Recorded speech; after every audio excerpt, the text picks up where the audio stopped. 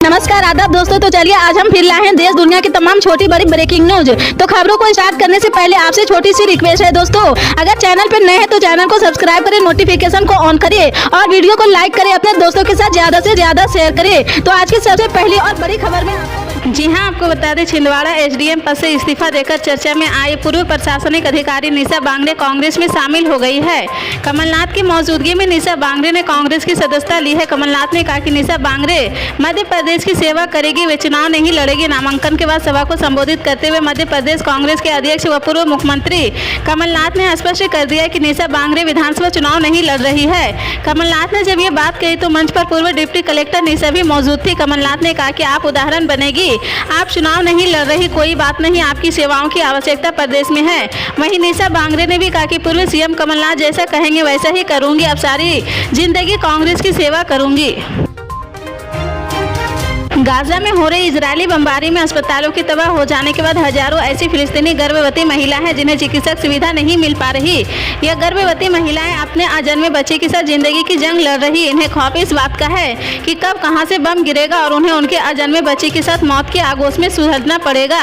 अल जजीरा की एक रिपोर्ट के मुताबिक गाजा की एक 33 साल की फिलिस्तीनी महिला जिनका नाम निवेन अल बरबारी है, वह अपने अजन्मे बच्चे की जिंदगी खोने के डर से सहमी हुई है।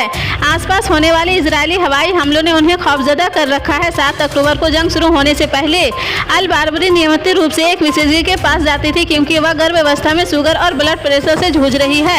लेकिन अब इजरायली बमबारी ने उन्हें अपने परिवार के साथ घर में ही शरण लेने पर मजबूर कर दिया है। उनका अपने डॉक्टर से संपर्क टूट गया है।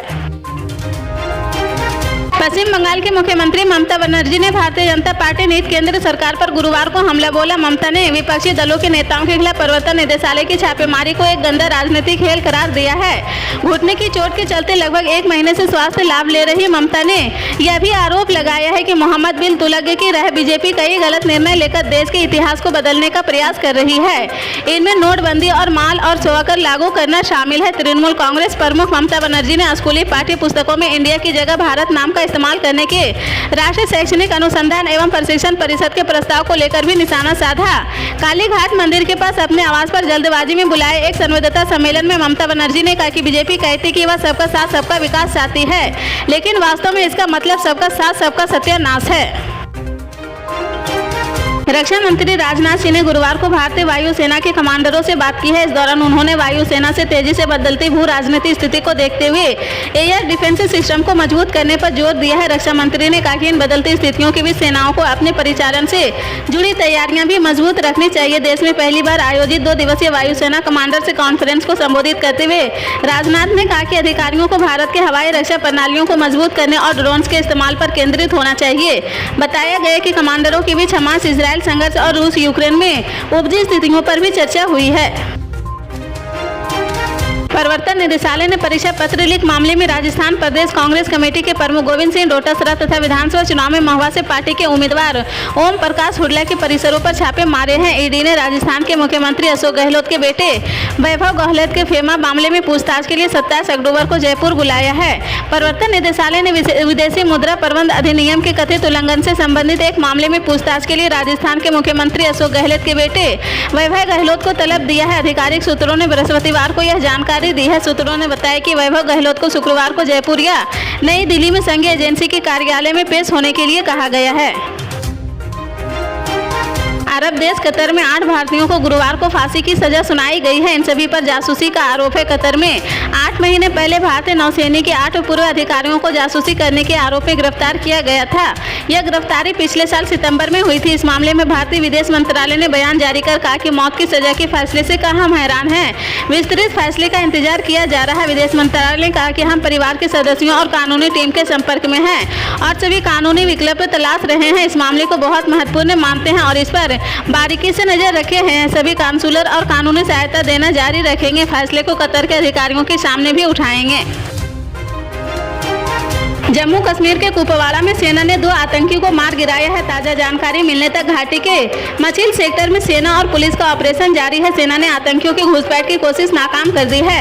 साथ ही पुलिस कार्रवाई भी जारी है। एलओसी पर आतंकवादी घुसपैठ की कोशिश में थे, लेकिन वक्त रहते ही आतंकियों की नापाक साजिश का नाकाम कर दिया है। श्रीनगर स्थित सेना की चिनार कोर ने सोशल मीडिया मंच एक्स पर एक पोस्ट में कहा कि भारतीय सेना जम्मू कश्मीर पुलिस और खुफिया एजेंसियों द्वारा 26 अक्टूबर को चलाए गए एक संयुक्त अभियान में कुपवाड़ा सेक्टर में एलओसी पर सतर्क जवानों ने घुसपैठ की कोशिश को नाकाम कर दिया है।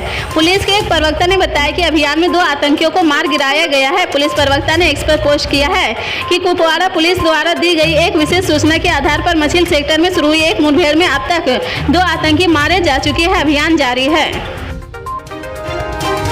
बिहार में स्वास्थ्य सेवा को लेकर नीतीश सरकार के दावे और हकीकत में जमीन आसमान का फर्क है। हाल ही में मुजफ्फरपुर के एक कार्यक्रम में मुख्यमंत्री नीतीश कुमार ने बिहार की स्वास्थ्य व्यवस्था की जमकर तारीफ की है। मुख्यमंत्री ने यहां तक कह दिया कि अब मजबूरी में लोगों की चिकित्सा के लिए बिहार से बाहर जाने की जरूरत नहीं है, लेकिन केंद्र का हालिया डेटा उनके इस दावे को मुंह चिढ़ाने के लिए काफी है। राज्यसभा में केंद्रीय स्वास्थ्य मंत्रालय ने एक जवाब में बताया कि एमबीबीएस सीट के मामले में नेशनल मेडिकल काउंसिल के हिसाब से बिहार काफी पिछड़ा हुआ है। सूची में बिहार नीचे से दूसरे नंबर पर है। बिहार से नीचे नॉर्थ ईस्ट का मेघालय है। इस डेटा में आगे कहा गया है कि बिहार में मेडिकल की करीब 13,000 सीटें होनी चाहिए, लेकिन वर्तमान में यह 2,565 ही है, वो भी तब जब बिहार सरकार कुल बजट का 7% सिर्फ व्यवस्था विभाग पर खर्च कर रही है। इसी तरह की पल पल के अपडेट जानने के लिए जुड़े रहे हमारे स्टार न्यूज के साथ। मिलते हैं अगली बड़ी खबर।